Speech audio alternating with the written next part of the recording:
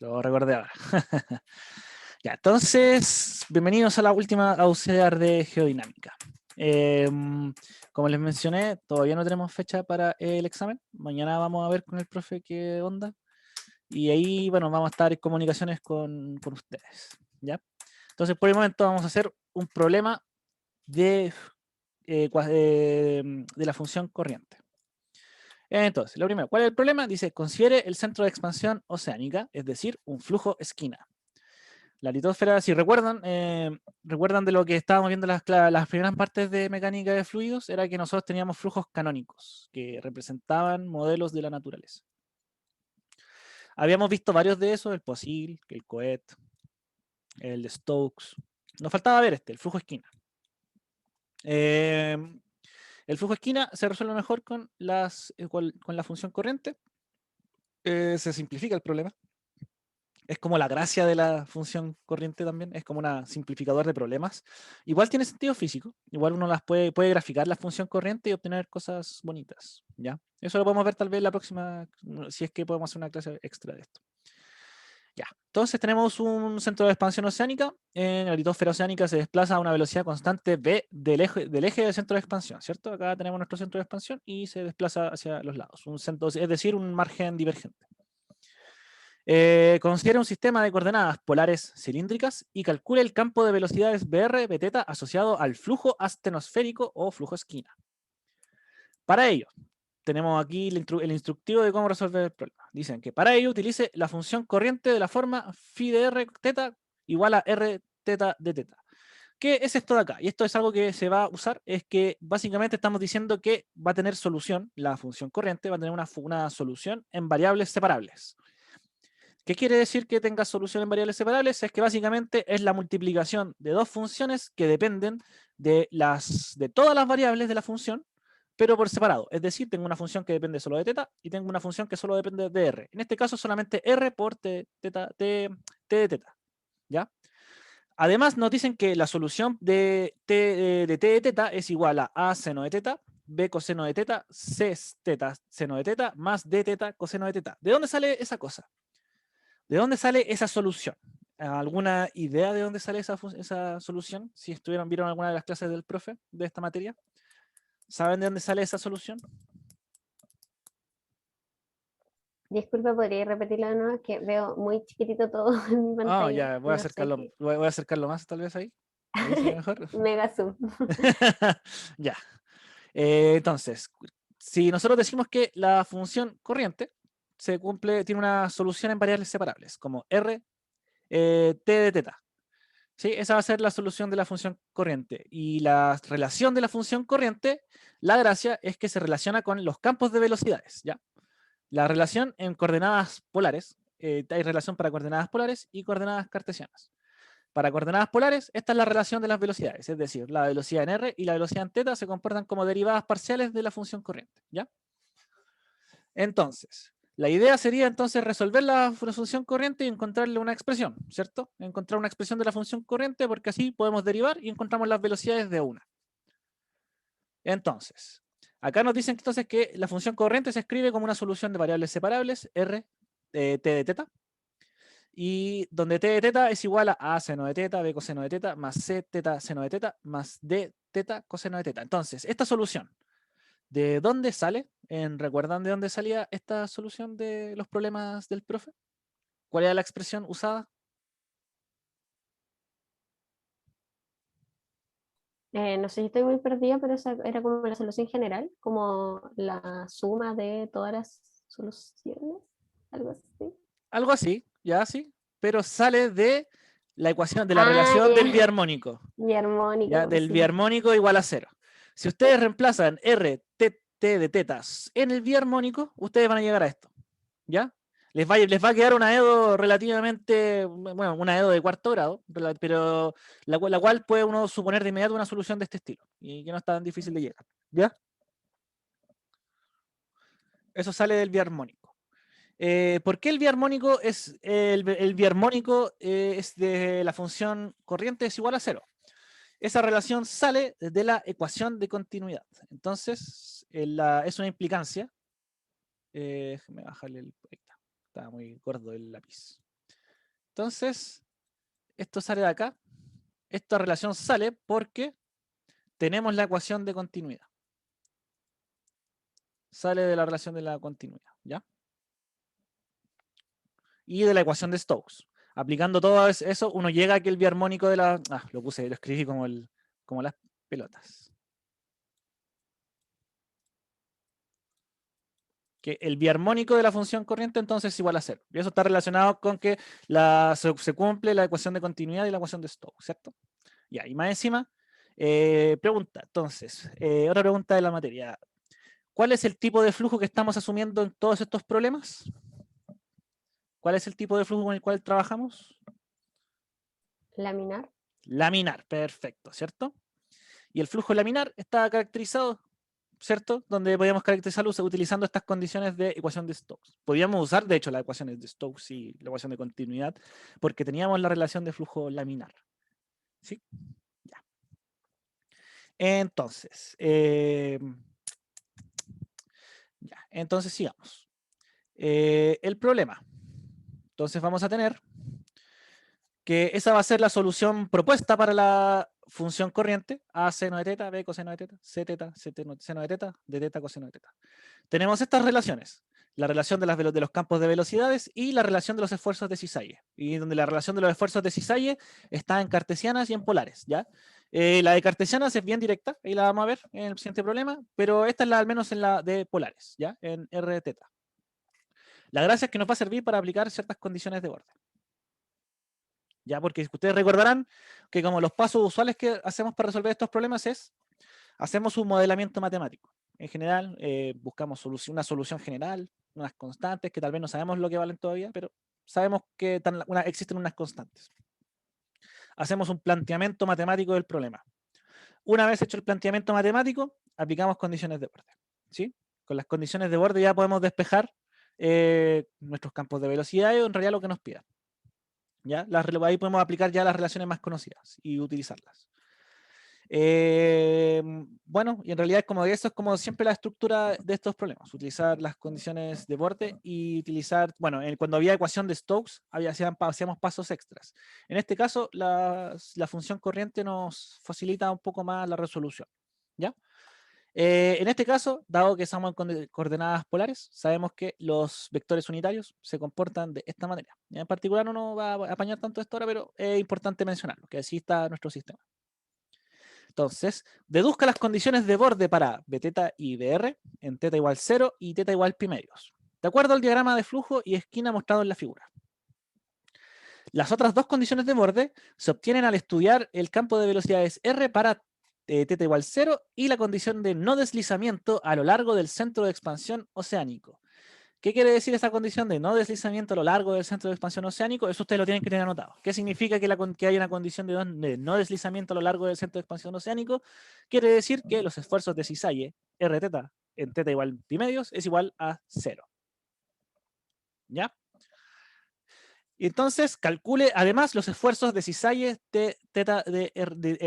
tau R de teta. ¿Ya? Es decir, encontrar la expresión general de los esfuerzos de cisalle. Entonces, empecemos. Bueno, ¿alguna duda con el problema? ¿Cómo decir para que se entienda? Ya, entonces démosle. ¿Dónde lo dejé? Acá. Ya. Entonces, lo que habíamos mencionado, tenemos una solución en variables separables, ¿cierto? Función corriente igual a RT de teta. Con t de teta igual a la solución propuesta y tenemos tenemos ciertas relaciones para la función corriente. En este caso escribí la relación en cartesianas, ya para que se note. Igual esto está en el apunte para que lo puedan revisar. Pero esta es la relación en cartesianas, la velocidad en x y la velocidad en y, cómo se comportan como derivadas parciales de la función corriente. ¿Ya? Pero nosotros estamos trabajando en su versión de cilíndricas, que es la que está acá abajo. ¿Sí? BR es igual a 1 partido R de phi de teta y menos de phi de R. Al reemplazar con nuestra solución propuesta nos va a quedar 1 partido en R de teta de R teta de teta, de T de teta, ¿cierto? Eso básicamente, el R con la R se cancelan y el único término que nos va a quedar va a ser la derivada de T respecto a teta, ¿sí? Y eso va a ser relativamente sencillo de resolver porque aquí tenemos constante, un seno, constante, un coseno, que son derivadas súper conocidas. C por teta seno de teta. Eso la verdad es súper fácil de derivar porque eso es una multiplicación nomás de funciones de teta, ¿cierto? Son puras derivadas conocidas, no hay ningún problema ahí. B de teta es igual a menos de phi de r, es decir, menos t de teta, ¿cierto? Entonces básicamente le ponemos un signo negativo a nuestra solución de acá. Entonces, hacemos los reemplazos y calculamos la derivada respecto a teta, ¿ya? Eso nos va a quedar entonces, nos va a quedar a coseno de teta menos b seno de teta más teta c coseno de teta menos bla, bla, bla, que son básicamente combinaciones de senos y cosenos, ¿sí? Lo mismo para lo anterior, beta y br al final nos van a quedar combinaciones de senos y cosenos en torno a unas constantes. Con eso ya sabemos cuánto vale br y beta en realidad, ya sabemos entonces. Dado entonces con eso terminamos el planteamiento matemático y empezamos a aplicar condiciones de borde. Condiciones de borde, nos habían dicho en teta igual 0, ¿cierto? Entonces tenemos condición de borde en teta igual 0. ¿Cuáles son esas condiciones de borde en teta igual 0? Son que la velocidad en teta es igual a 0, se corrió, ahí está, que la velocidad en teta es igual a 0 y que la velocidad en r es igual a b. Eso quiere decir, vamos a ver el dibujo. Vamos al dibujo y este es el dibujo que tenemos, ¿cierto? Entonces acá tenemos el flujo estenosférico y acá tenemos el ángulo teta. Entonces, cuando este ángulo es 0, es decir, nos estamos moviendo en el centro de expansión, ¿cierto? Nos estamos moviendo en la misma dirección del centro de expansión y no estamos rotando, no hay una velocidad rotada, por así decirlo. Por lo tanto, la única velocidad que importa ahí es la velocidad del centro de expansión, la cual sabemos que es b. ¿Ya? En teta igual 0 es cuando esto está en la misma dirección que el centro de expansión. Siguiente condición. Bueno, una vez aplico las condiciones de borde, podemos empezar a despejar ya las constantes. Con b teta igual 0 y br igual b, podemos sacar que b es igual a 0 y que a más b tiene que ser igual a b. ¿Ya? Siguiente condición es en pi medios. ¿Qué es lo que ocurre en pi medios? En pi medios es cuando estamos ahora en el otro caso. Ahora ya no estamos aplanados, ahora estamos totalmente vertical. Es decir, vamos en la misma dirección por la cual está subiendo el flujo. Vamos por esta línea, vamos en esta dirección, ¿cierto? ¿Cuál es la gracia? La gracia es que podemos decir nosotros de beta, podemos decir que tenemos un 0. Lo mismo porque que la velocidad de teta es 0, por lo mismo que no tenemos una velocidad rotada. No estamos calculando la velocidad teta general. La velocidad teta general no es 0, pero la velocidad en esos puntos extremos es 0. ¿Ya? ¿Qué pasa con la velocidad en R? La velocidad en R, nosotros lo que sabemos es la velocidad con el centro de expansión, pero no sabemos con qué velocidad está subiendo esto, ¿cierto? Esta velocidad con la que sube es algo desconocido para nosotros. Por lo tanto, no podemos decir una condición de borde para la velocidad en R. Por lo tanto, solamente nos va a quedar una velocidad en teta, igual 0. Y la otra es la condición de no resfalamiento que habíamos mencionado, que era que teta de R de teta es igual a 0. Digo, de tau de R de teta es igual a 0, ¿cierto? Y que b teta igual 0. Entonces con eso ya podemos despejar que menos a menos c por pi medios es igual a 0. Y la otra relación es que básicamente lo que vamos a hacer es aplicar la relación la ecuación que teníamos de los esfuerzos de Cisaille, la cual es viscosidad por 1 partido en R, la derivada parcial de br respecto a teta, la derivada parcial de b teta respecto a r, menos la velocidad en teta dividido en r. Y todo eso evaluado en pi medios. Y eso me tiene que dar igual a 0, que es la condición de no resfalamiento. ¿Ya? ¿Alguna duda hasta ahora? Camilo, yo me perdí un poquito porque estaba anotando. Ya, sí, dale. ¿Podrías repetir la de teta igual pi medios? ¿Esta condición de borde? Esta es ahí. Todo está ya. Sí, Entonces, ya. Teta igual pi medios es la que indica que vamos en el mismo sentido del ascenso del material. Vamos en esta dirección. Cuando teta igual 0 era cuando íbamos en esta dirección. ¿Sí? ¿Se entiende ahí? sí. Ya. Entonces estamos subiendo y después se expande. Entonces ahora estamos en la parte en la que estamos subiendo. Entonces, cuando estamos subiendo, la velocidad en teta es igual a 0. Lo que habíamos mencionado era que la velocidad en teta no necesariamente es 0 en todo punto, dado que cuando el material va subiendo y después va a rotar hacia la siguiente dirección, por así decirlo. ¿Ya? Ojalá se entienda así un poco mejor. Pero en ese trayecto la velocidad en teta no va a ser distinta de 0, pero en los puntos extremos, cuando estamos en los casos límites de 0 y pi medios, ahí se hace 0. No hay componente rotatoria, por así decirlo. ¿Ya? La beta igual 0 nos lleva a que menos a menos c por pi medios es igual a 0. Y que los esfuerzos de cisalle r teta es igual a 0. ¿Sí?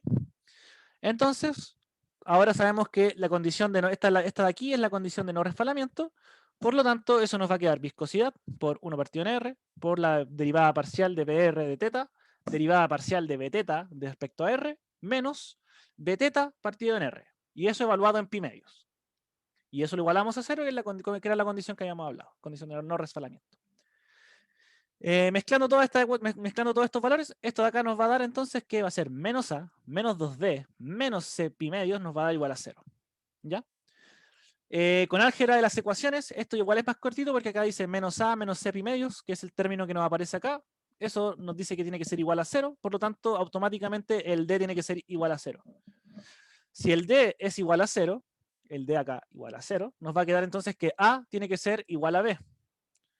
Si A es igual a B y lo reemplazamos acá, podemos despejar C y que nos va a dar menos 2B partido en pi. ¿Sí? Que eso va a ser el manejo ahí de las ecuaciones de las condiciones de borde. Con eso ya podemos despejar entonces nuestros campos de velocidades, porque ahora ya sabemos cuánto vale t de teta. T de teta vale entonces B seno de teta menos 2B sobre pi teta seno de teta. Eso es básicamente de aplicar los valores de las constantes sobre nuestra solución general encontrada, que la propuesta al principio.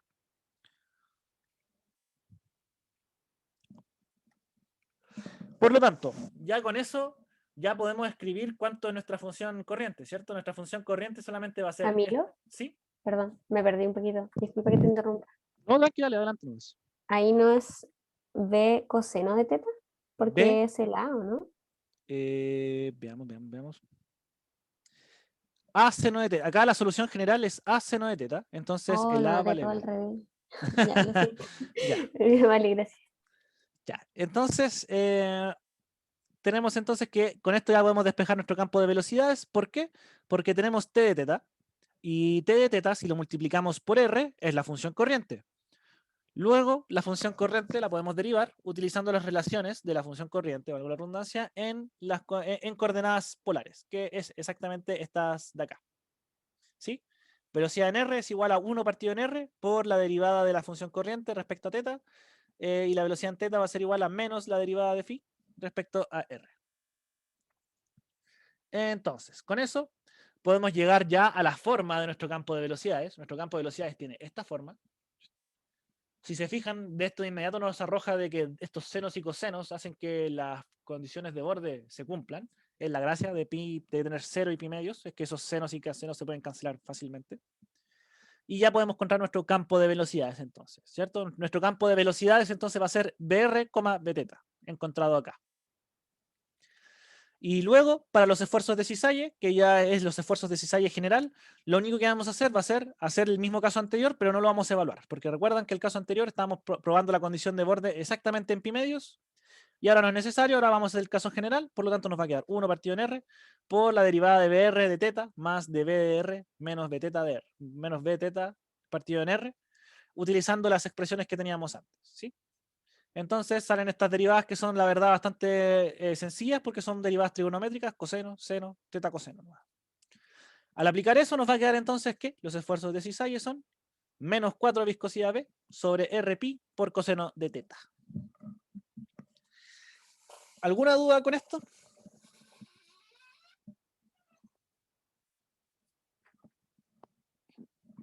Sí, ¿se entendió? Ya. Entonces, no hay dudas. Sí, se entendió. Ya, me parece.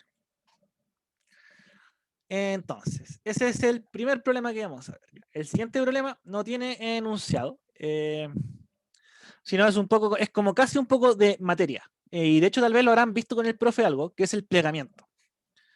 ¿Ya? ¿Qué es lo que ocurre? Entonces, como les decía, esto va a ser como un problema de la naturaleza, el cual ya está resuelto, y vamos a hacer algo parecido. Vamos a hacer esa resolución un poco. El plegamiento. Este es un fenómeno que ocurre bajo una amplia variedad de situaciones. Por lo general se asocia a ambientes tectónicos compresivos, ¿ya? El plegamiento se da cuando un medio estratificado de capas fuertes y débiles es sujeto a compresión.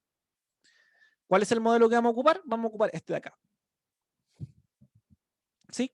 Tenemos entonces, por ejemplo, tengo un medio fuerte, que va a ser lo que está en rojo, y ese medio fuerte está, o medio, aquí vamos a ocupar medio competente, está rodeado por un material que es incompetente, el cual tiene asociado una viscosidad, ¿ya? Que es como semiviscoso, por así decirlo.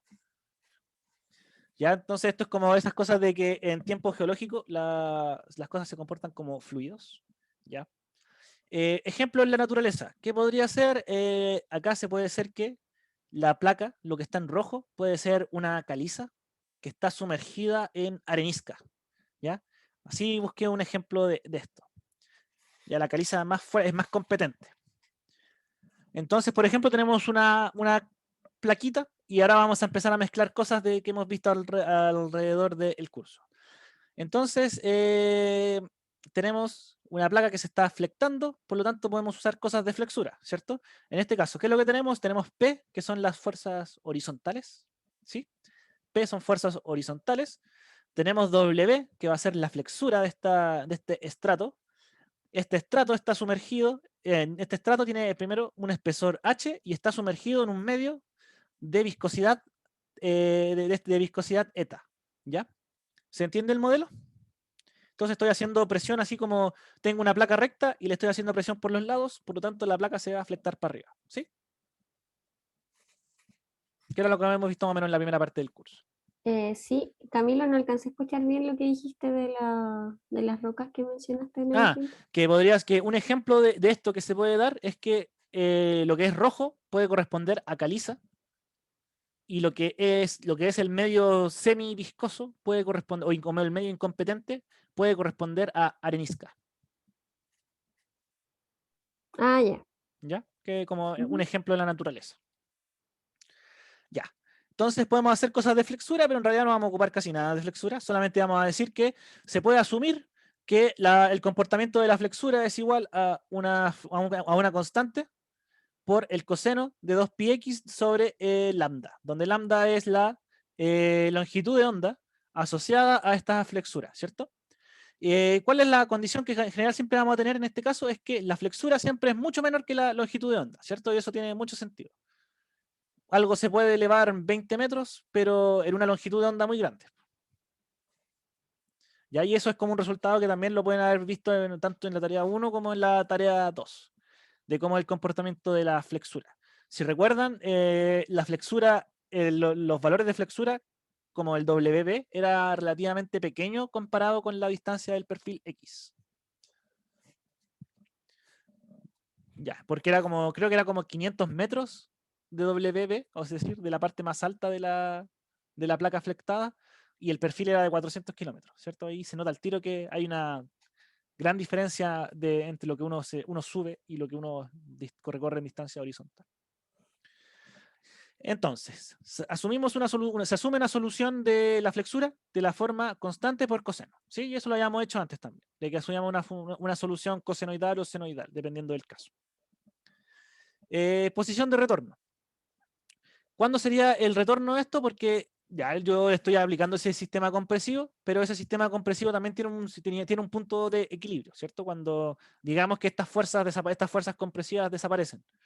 Naturalmente, si las fuerzas compresivas desaparecen, el sistema debería relajarse y volver a su estado de retorno.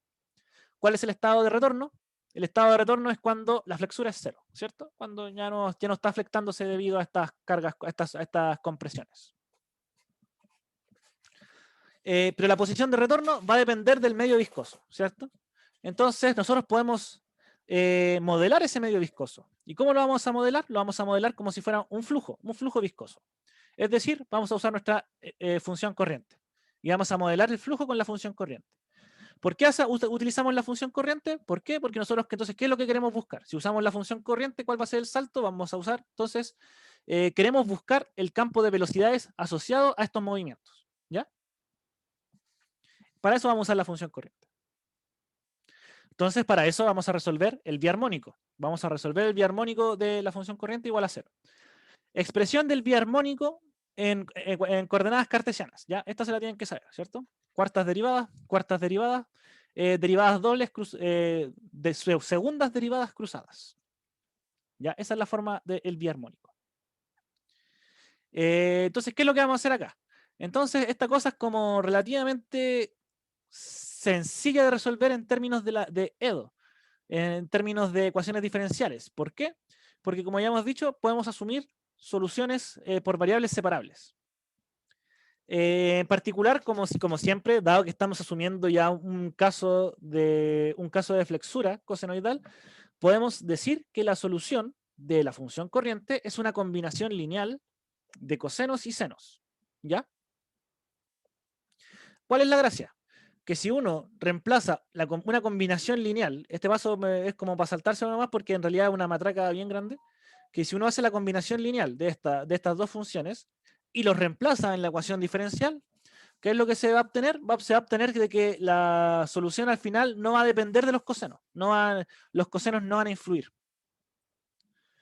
Por lo tanto, por un tema de sencillez a la hora de resolver, vamos a asumir que la solución por variables separables, es decir, una multiplicación de una función que depende de x por la multiplicación de una función que depende solo de y, va a ser igual, entonces va a ser seno 2πx dividido en la longitud de onda por una función que nosotros desconocemos, que haciendo la analogía con el caso anterior correspondería a nuestro t de teta. ¿Ya? Y vamos a hacer algo parecido. Entonces vamos a encontrar un planteamiento matemático y con el planteamiento matemático después vamos a empezar a ver condiciones de orden. ¿Ya? Entonces, ¿qué es lo que vamos a hacer? Ahora que ya tenemos una forma mucho más sencilla de nuestra solución en variables separables, ¿qué es lo que vamos a hacer? La reemplazamos directamente en nuestras cuartas derivadas. Entonces, hacemos nuestras cuartas derivadas y esto igual va a ser relativamente sencillo. Dado que esta función no depende de x, es una constante para esta derivada. Por lo tanto, hay que derivar 4 veces el seno. Si derivamos 4 veces el seno, vuelve a lo mismo, pero con un factor 2pi sobre lambda elevado a 4. Menos las derivadas cruzadas. Hacemos las derivadas cruzadas y lo único que va a cambiar acá va a ser 2 por 2pi sobre lambda al cuadrado por la segunda derivada de nuestra función anexa acá, ¿cierto? De nuestra función y. Más la cuarta derivada respecto a y, ¿cierto? Y eso es lo que nos va a quedar. Ya. Entonces. ¿Qué es lo que va a ocurrir? Acá. Acá creo que sí. Acá ahí lo voy a corregir. Pero acá como que me traspapelé un poco y tuve que haber puesto este seno. Este seno lo tuve que haber puesto en todos los términos, los que tenía que haber aparecido acá. Este seno se cancela y se cancela. Por eso aparece aquí y después como que, no sé, me timé y si lo tuve que haber puesto acá y lo tuve que haber puesto acá. Porque ahí se cancela al estar igualado a 0, ¿cierto? Se ve eso. Sí. ¿Sí? Sí, ¿cierto? Que Ujú. aquí lo hice bien, acá lo hice mal y acá lo hice mal, entonces faltó seno, seno, pero esos senos se cancelan. Por lo tanto, nos queda de esta forma, que es la forma correspondiente. ¿Ya? Que si se fijan es lo mismo, pero sin los senos. Entonces, con eso ya podemos llegar a una ecuación de diferencial ordinaria, ¿cierto? Tenemos una EDO. ¿Cómo resolvemos EDOs de cuarto orden? Ya, aquí en particular se usa un poco más de tal vez manejo matemático, pero no tanto. Hay que recordar un par de cosas de EDO. Y de hecho vamos a llegar a la solución de t de teta. Vamos a llegar a algo muy parecido. Entonces, se tiene solución i igual a exponencial de mi. ¿De dónde sale esto? Ya, hay varias formas de ver esto. Uno puede asumir que dado que tiene cuarto orden y segundo orden, la solución tiene que ser exponenciales. ¿Y por qué? Porque esto es la parte exponencial y ustedes saben que en general las soluciones de este tipo de EDOs es una función trigonométrica por una exponencial. Es como la típica solución de EDOs de una EDO de cierto orden, ¿no? ¿Ya? Entonces, dado que estamos hablando de la función corriente, es natural pensar que acá tenemos el seno, por lo tanto la parte de la función y va a ser la que aporte la exponencial. Esa es una forma de verlo. La otra forma es calculando el polinomio característico. ¿Ya? Si se calcula el polinomio característico, van a llegar a algo parecido a esto. ¿Ya? De hecho, van a llegar exactamente a esto y van a poder calcular el valor de m. Nosotros vamos a hacer algo parecido. Entonces, proponemos esta solución, que nosotros entendemos que va a ser la solución de este tipo de ecuaciones, ¿ya? y la reemplazamos. Reemplazamos entonces la ecuación, reemplazamos este valor y nos va a quedar exponencial, exponencial y exponencial, ¿cierto? Porque esas exponenciales nunca se van a morir en estas derivadas. Por lo tanto, las podemos cancelar porque este es un factor común en todas las expresiones y esto está igualado a 0. Se cancela, se cancela, se cancela. ¿Qué es lo que podemos hacer entonces? Con esto, ¿cuál es el objetivo? Despejar m, despejar esa constante que estamos asumiendo. ¿Cuál va a ser la expresión a la que vamos a llegar? Va a ser esto de acá, que va a ser m cuadrado menos 2pi sobre lambda al cuadrado y todo eso al cuadrado igual a 0. ¿Ya? ¿Qué es lo que vamos a llegar entonces? Vamos a llegar a que las soluciones para m son igual a más menos 2pi sobre lambda, pero cada solución tiene multiplicidad 2 en cada una. ¿Hasta ahora alguna duda?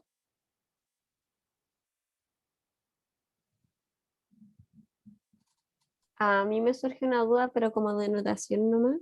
¿Sí? Eh, Ahí es como entre la punta y esto, yo en la clase tuve la misma duda, como en las expresiones de la I mayúscula, ¿esas serían como derivadas parciales o derivadas como totales? Ya que depende solo de... Serían derivadas totales, sí.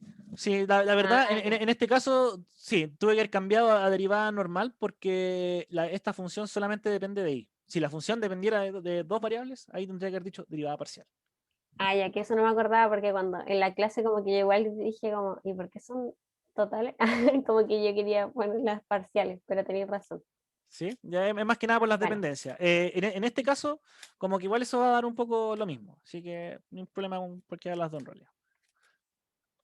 Ya, ok. entonces, calculamos nuestra función, entonces calculamos nuestra constante, más menos 2pi sobre lambda, que va a tener que cada una de estas va a tener multiplicidad 2 para cada solución, ¿cierto? Porque es una EDO de cuarto orden. Entonces, ¿cuál es la gracia? Entonces, dado que dijimos que m vale esto de acá, quiere decir que las soluciones son exponencial de 2pi sobre lambda, que después es reemplazar el m, por las dos soluciones, ¿cierto? Es simplemente reemplazar, entonces nos va a quedar que tenemos dos soluciones.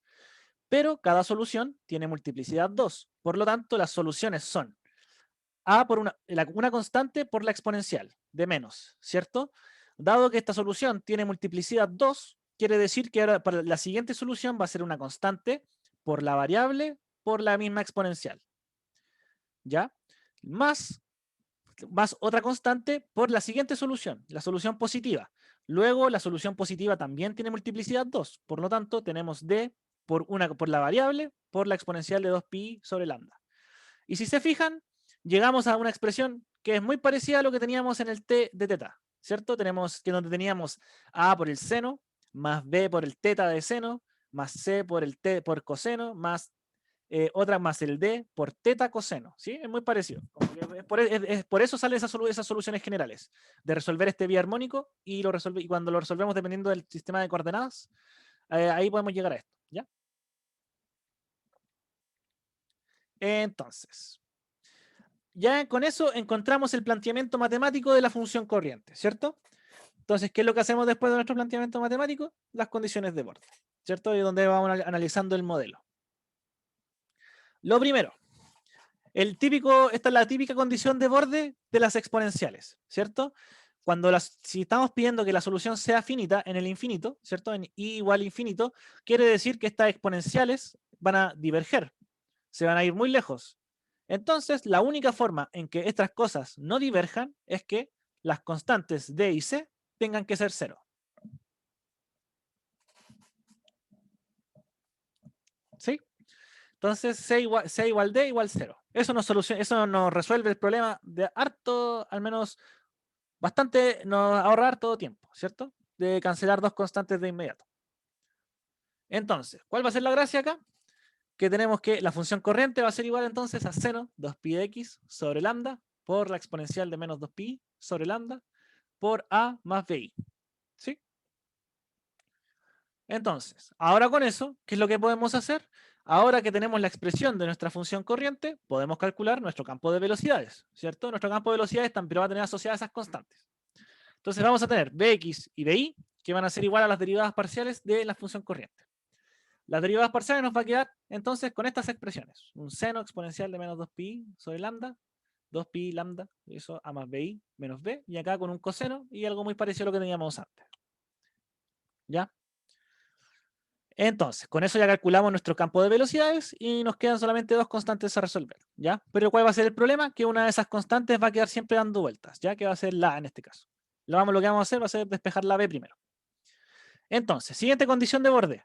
La velocidad X es igual a 0 para los puntos que están en la flexura, ¿ya?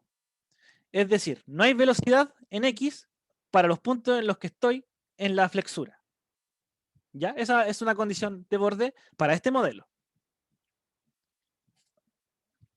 Entonces, ¿qué es lo que vamos a hacer nosotros? Dado que nos queremos ahorrar este trabajo de I igual W, uno aplica la condición que teníamos al inicio, la cual mencioné, que es que la flexura tiene que ser mucho menor a la longitud de onda. Dado que la flexura tiene que ser mucho menor a la longitud de onda, se puede considerar que la flexura es casi cero. Eso implicaría que I tiene que ser más o menos 0. ¿Sí? Y eso es simple, es como lo que mencionaba con el ejemplo de la tarea. ¿Se acuerdan de ahí que les decía el WB era como 500 metros, pero el perfil era de 400 kilómetros? En comparación, el perfil es infinitamente mucho más grande de lo que va la flexura en el punto XBWB. Entonces, aplicamos la condición en I igual 0 y que la velocidad en X sea igual 0, es decir, pescamos nuestra expresión de Bx, igualamos en I igual 0 y la igualamos a 0. Con eso ya podemos encontrar la relación que B tiene que ser igual a 2pi sobre lambda por A. ¿Ya? ¿Qué es lo que va a ocurrir después?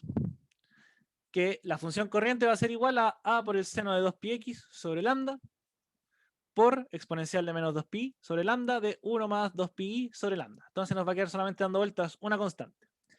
Ya, en particular esa constante, por lo que yo estaba viendo de problema, como que siempre va a quedar dando vueltas a menos que complejicemos un poco más el modelo.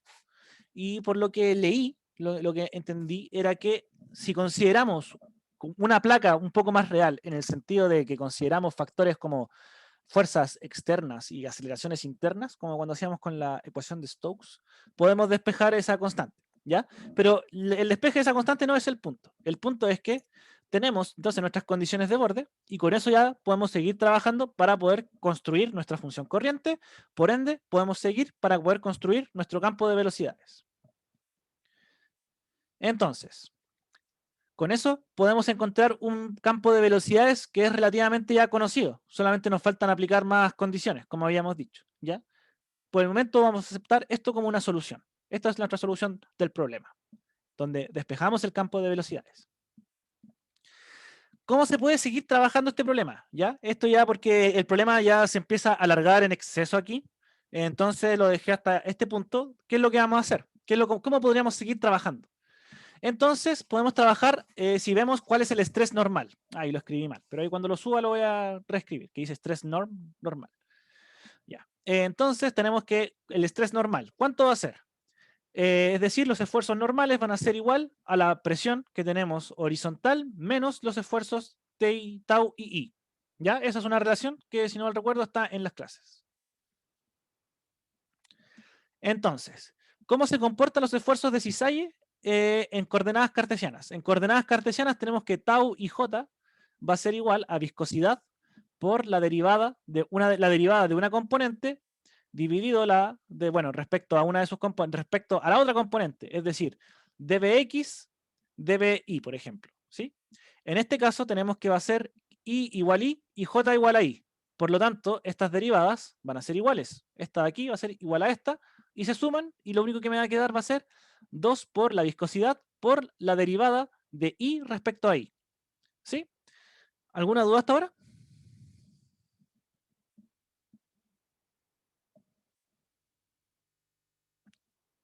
No. Ya. Entonces, a modo de como para concluir el problema nomás, ¿qué es lo que podríamos seguir trabajando? Podemos seguir trabajando si se aplica esta relación en I igual W, pero haciendo el mismo truco, es decir, que la flexura es mucho menor a lambda. Eso nos da que lo mismo que decir que vamos a aplicar esto en I igual 0. ¿Cuál va a ser la gracia? ¿Qué nos queda qué componente no hemos hablado en todo este rato? Es la presión, ¿cierto? Que es la presión horizontal que está haciendo, que está ejerciendo acá que se está ejerciendo en la placa. Entonces, ¿qué es lo que vamos a hacer? Lo que estamos diciendo, ese esfuerzo normal, ¿ya? El esfuerzo normal, sigma I, se aplica en todo lo que es la flexura. Se aplica en todo, en todo I igual W.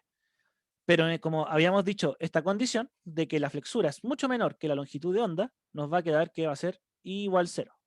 Es decir, vamos a aplicar nuestros esfuerzos normales en todo lo que es I igual 0. Por lo tanto, ¿qué es lo que estamos trabajando? Estamos viendo cuánto serían entonces estas presiones horizontales cuando I es igual a 0, ¿ya? Cuando está a punto de como doblarse, por así decirlo. Estamos casi como en un punto más crítico. ¿Qué es lo que vamos a hacer entonces como para finalizar esto nomás? Entonces nos gustaría despejar nuestra presión, ¿cierto? Nuestra presión en torno a I igual 0. ¿Qué es lo que vamos a usar entonces? Ecuación de Stokes. Si queremos usar ecuación de Stokes, tenemos que hacer supuestos. ¿Cuáles supuestos? Si queremos usar ecuación de Stokes, necesitamos saber la característica del fluido. Bueno, como ya hemos mencionado, en este curso siempre trabajamos con fluidos laminares. Y eso corresponde bien a al modelo que estábamos hablando. Es decir, por ejemplo, la caliza sumergida en arenisca. Es lo que podríamos decir que es como un fluido laminar. Ese donde está sumergido. Como podemos asumir que es un flujo laminar, lo que vamos a hacer es, podemos aplicar la ecuación de Stokes en torno a X. ¿Y eso qué nos va a dar? Nos va a dar entonces una derivada de la presión respecto a X. ¿Sí? Más una viscosidad, más las derivadas de las velocidades, las cuales ya las tenemos. ¿Sí? Las tenemos en torno a la relación que habíamos calculado respecto a. Y de hecho, si ustedes se pueden fijar un poco, acá va a aparecer una derivada, acá va a aparecer derivadas de V y derivadas de B. Entonces, la presión está relacionada con estas derivadas respecto a B. Entonces, como tenemos esta constante A que estaba desde antes, si lo reemplazamos acá, por ejemplo, como que esa variable A no va a importar casi, porque tenemos esto igualado a 0 y tenemos acá una derivada, una segunda derivada de nuestras velocidades, pero esas velocidades tienen una constante. Nos va a salir entonces como un A, nos va a salir un A y nos puede salir otro A. Entonces, en realidad, no va a importar. ¿Se entiende? ¿Sí? ¿Alguna duda?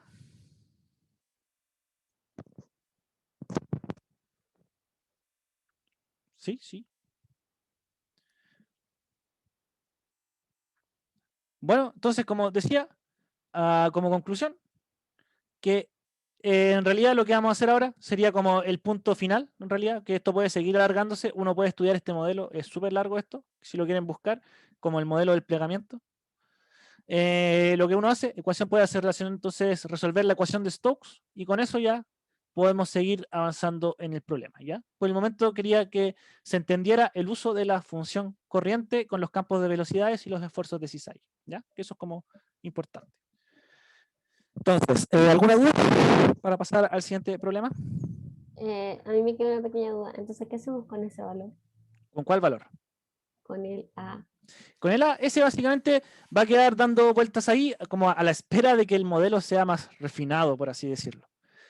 Porque este problema continúa, como les mencionaba, y a medida que continúa se aplican otras condiciones, ¿ya? Que por el momento no nos sirven tanto.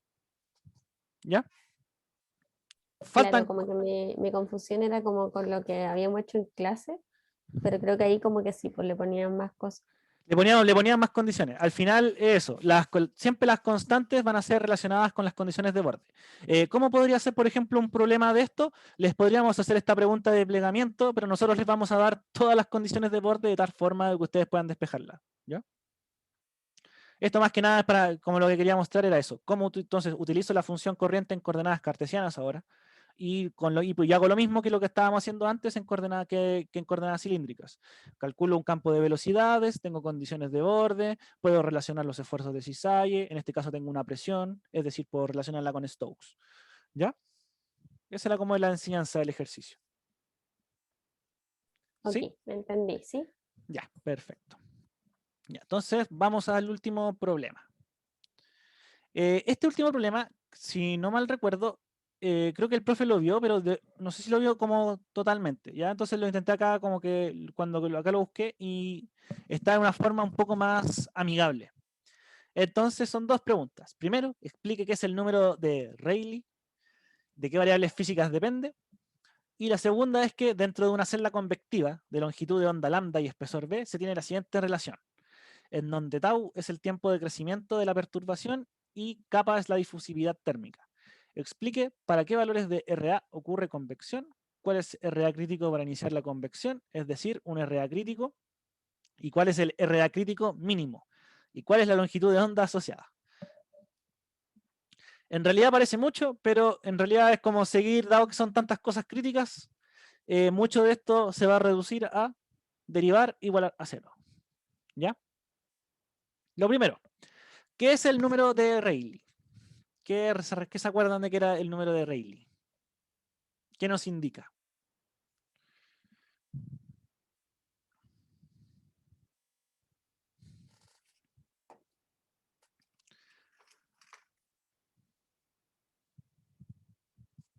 ¿Sí? ¿Algún recuerdo del número de Rayleigh?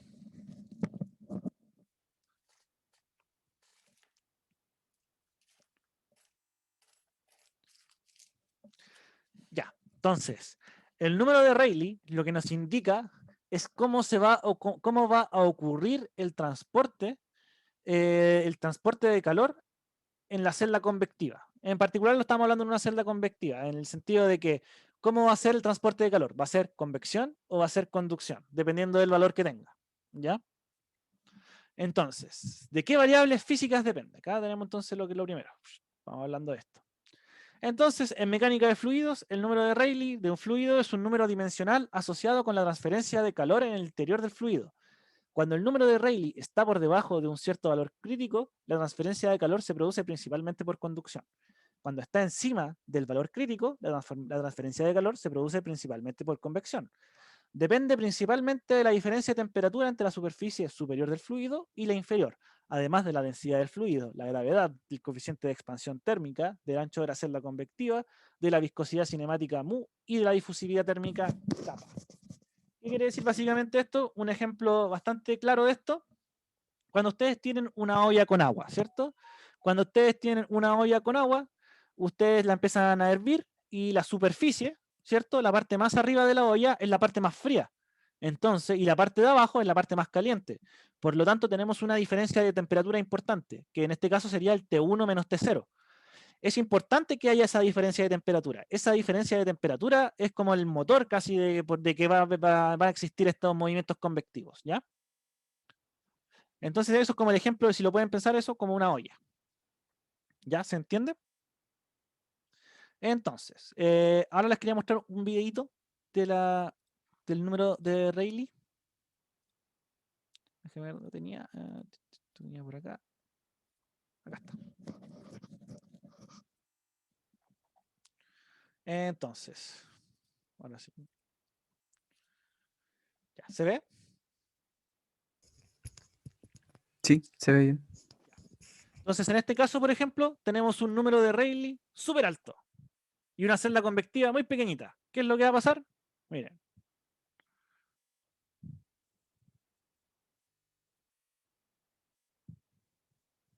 Si se fijan, hay como movimientos convectivos, pero igual es como bien caótico todo esto, porque estamos en condiciones muy extremas. Un número de Rayleigh muy, pero muy alto. Donde lo que es azul es temperaturas más bajas y lo que es rojo, naturalmente, temperaturas más altas. ¿Ya? Y aquí podemos ver distintos casos de valores del número de Rayleigh. En este caso tenemos un número de Rayleigh de 500 y con el tamaño de celda de B igual 1.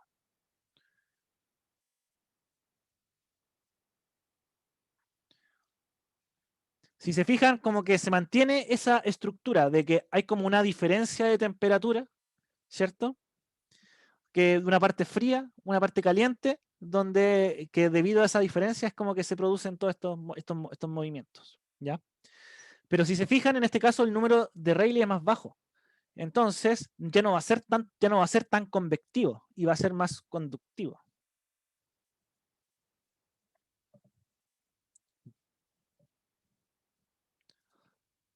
Ya, y podemos, bueno, y aquí en este caso hay varios ejemplos, en este caso ahora con número de Rayleigh de 1000, es decir, ahora es más convectivo que antes, se vuelve mucho más convectivo. Y estos son como lo que ocurre como en convección, ¿cierto? Va subiendo lo caliente se enfría, el frío baja, el frío se calienta de nuevo, luego va subiendo, y así sucesivamente, en una celda. ¿Se entiende?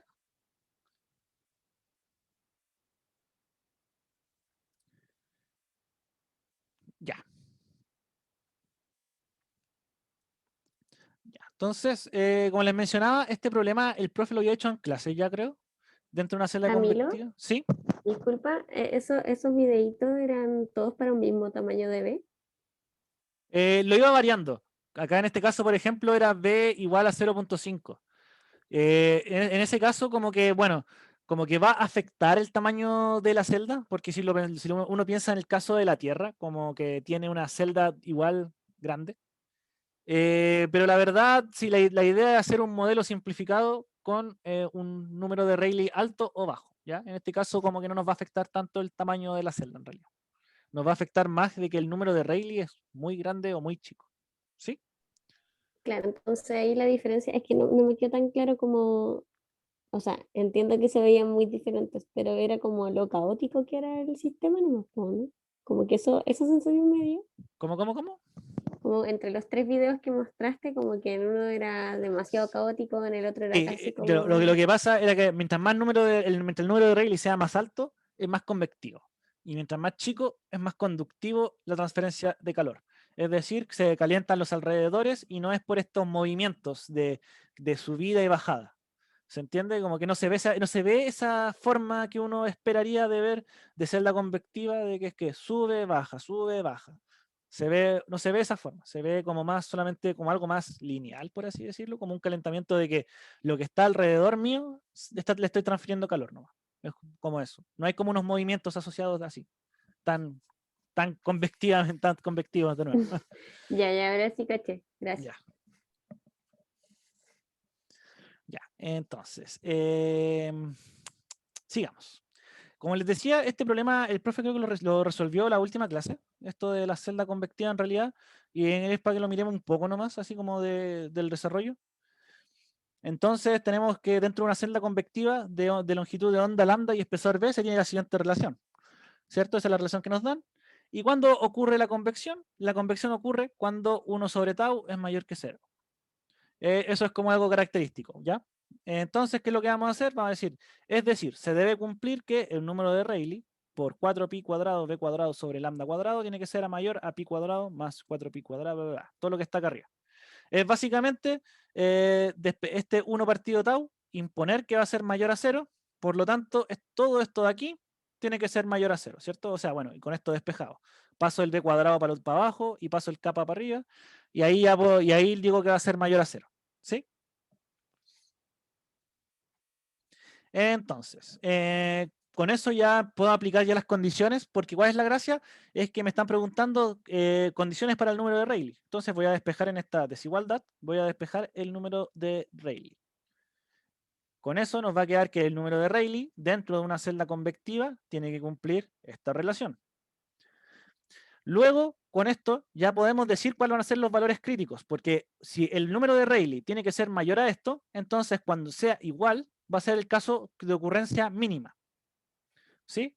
Si el número de Rayleigh cumple esto, entonces naturalmente la ocurrencia mínima en una celda convectiva va a ser cuando él tome exactamente este valor. ¿Ya? Esto es bien cortito. Y así, bueno, así se puede obtener un valor crítico en el cual ocurre la convección, el cual vamos a llamar RC. R el número de Rayleigh C crítico. El mínimo valor de X se puede tomar, se puede tomar como, bueno, el número de Rayleigh de C, se puede calcular de la siguiente forma. Si definimos X igual a 2πb sobre lambda, número de ondas adimensional, tendremos este valor. Esto es simplemente una forma de simplificar el problema para ahorrarse trabajo, porque estamos llamando X igual a 2πb sobre lambda, que son los términos que aparecen acá, y aquí nos va a quedar entonces, esto va a ser un X cuadrado y esto va a ser un X cuadrado, y eso nos va a quedar mucho más sencillo de desarrollar. Con eso, si escribimos el número de Rayleigh crítico de esa forma, entonces podemos derivarlo con respecto a x e igualar a 0. Y con eso ya podemos calcular como ya los x mínimos, ya como porque sabemos que el número de Rayleigh mínimo cumple esta relación, pero me gustaría saber cuál es esa relación para los parámetros del problema, es decir, para la longitud de onda o el espesor de la celda, ¿sí? Por lo tanto, podemos derivar el número de Rayleigh crítico respecto a x, ya, eso, y lo igualamos a 0, que es como el procedimiento natural para encontrar puntos críticos. Y con eso vamos a llegar a que x cuadrado tiene que ser igual a pi cuadrado, ¿sí? Por lo tanto, el número de Rayleigh mínimo lo encontramos reemplazando x cuadrado con lo recién encontrado, y lo cual nos va a dar entonces, que al hacer ese reemplazo, de que el número de Rayleigh crítico tiene que ser igual a 657,5. ¿Qué quiere decir eso? Que desde 657,5 para abajo se transporta el calor de una manera, y de 657,5 para arriba se transporta de otra manera, ¿ya? ¿Cuál es la gracia?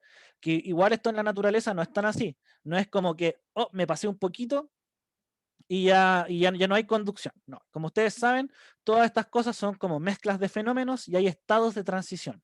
Es decir, tengo una transición entre lo que es la conducción y la convección. No es puramente convección y no es puramente conducción. Siempre, a medida que va aumentando el número de Rayleigh, uno va diciendo que paso ya de la conducción, después voy volviéndome más conductivo, se van mezclando las transferencias de calor, se mezcla la conducción con la convectividad, hasta que el número de Rayleigh ya es tan alto que ya uno puede tomar que es puramente convección. ¿Ya? ¿Se entiende? Bueno, y ya dado que con el x cuadrado ya sabemos cuánto vale el x cuadrado, con eso podemos también despejar cuánto tiene que ser la longitud de la onda asociada a ese valor. Y eso es simplemente despejar el x, reemplazar x con el valor de x igual a 2πb sobre lambda. Y con eso sacamos que la longitud de onda que tiene que cumplirse tiene que ser igual a 2 raíz de 2b. ¿Sí? ¿Alguna duda hasta el momento?